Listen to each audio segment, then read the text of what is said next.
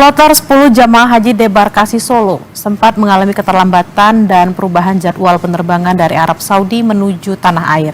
Keterlambatan tersebut dikarenakan slot penerbangan di Bandara Arab Saudi sempat penuh. Kloter 10 jamaah haji debarkasi Solo mengalami perubahan jadwal kedatangan.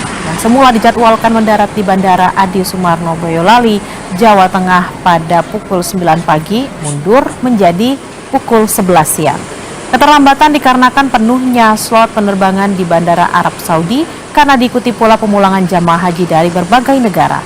Meski demikian, keterlambatan kedatangan jamaah haji di tanah air tidak berdampak pada kloter selanjutnya.